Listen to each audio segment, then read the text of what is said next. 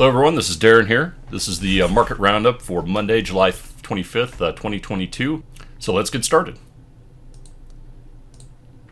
Let's take a look at what the market did today. Some interesting developments right here. You can see the Dow was up 0.25% right there.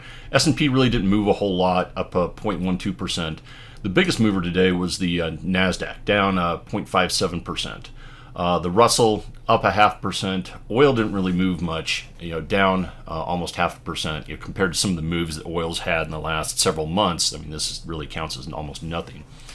And then gold was right where it was at minus 0.09%.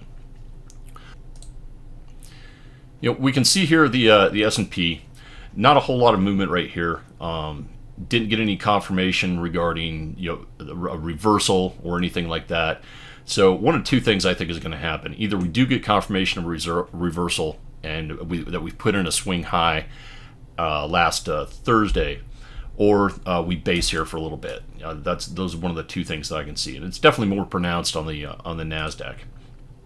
Here you can see it. The NASDAQ, I would say we had a confirmation candle that we put in a swing high last Thursday right here. But we may, like I said, we just made base in a little bit choppy. I mean, this is a very news-intensive week that's happening this week, so the market could get pulled, several different directions.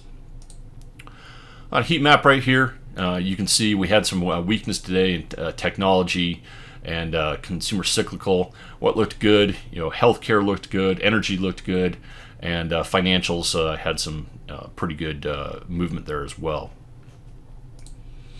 So we can see our weekly outlook. I think it's going to end up being zero, especially in the S&P. But we have to take a look at technically that our monthly outlook has changed to a +1. I mean, we are above the 20, we are above the 50, although barely above the 50. And that slope of the moving averages really doesn't telling us a whole lot right now. So monthly, I think we have to definitely not be bearish until it's confirmed. And then weekly, I think we just get a lot of chop right there. Some potential trades that we're looking at here.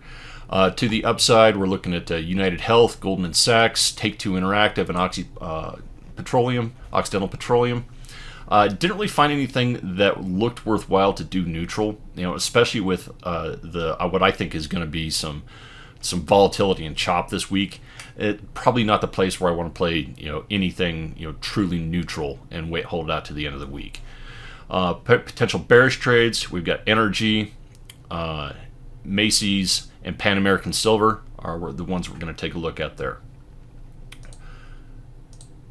So taking a look at United Health, I would say we got our confirmation. If you wanted to treat this little dip last week as a bull pullback, I think that's entirely worthwhile to do. Then I would say you got your confirmation that move is over today.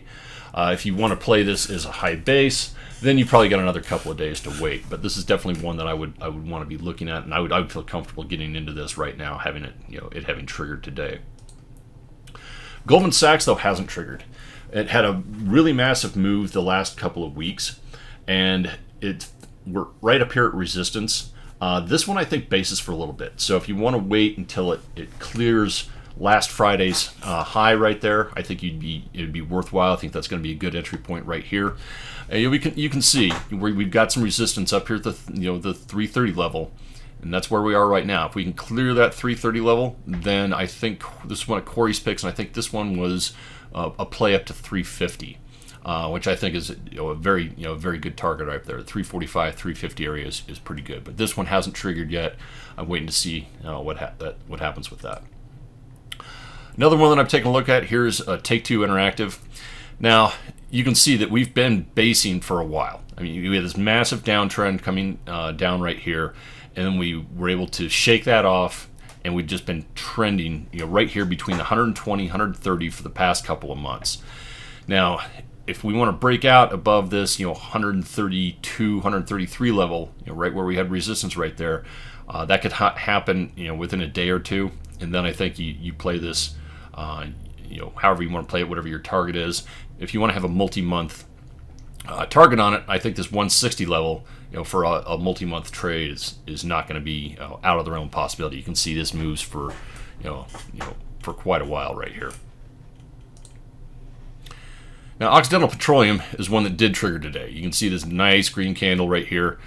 So this one, if you want to get into it tomorrow, I think it's worthwhile. This one, probably the play is up to 70.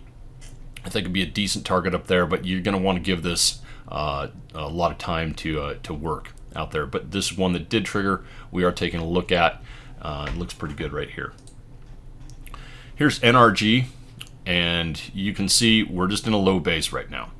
Now, I think we probably, if we can clear out that, get below that 35.50 area on a breakdown, I think that's a good entry point right there. You can see we had a long upper shadow today on Monday, on today. So there's a lot of selling pressure right there. The candle was still green, but there's not a lot of people that are thinking this is going to have legs to the upside. So I would definitely be looking for this one. As soon as that confirms to the downside, I think it's a decent entry point right there. Now Macy's, you can see, did confirm. We've got the lower low, the lower high right here today. Confirmed. Last Friday's candle that looked to be a top. I think the play down to 16 on this one is pretty good. So this is one that I would take a look at getting in here in the next couple of days. Panamerican Silver, here's another one that, this is in a low base. If you wanted to call this a bear rally within a low base, then your confirmation would be today. If you want to play it a little more conservatively and just call this, low base right here, then you'd want a breakdown of 18. Either way, I think this definitely looks good to the downside. So to conclude here, we want to wait for a confirmation of a swing high, and there's definitely a possibility that I think we base here for a little bit if the S&P doesn't pull back down.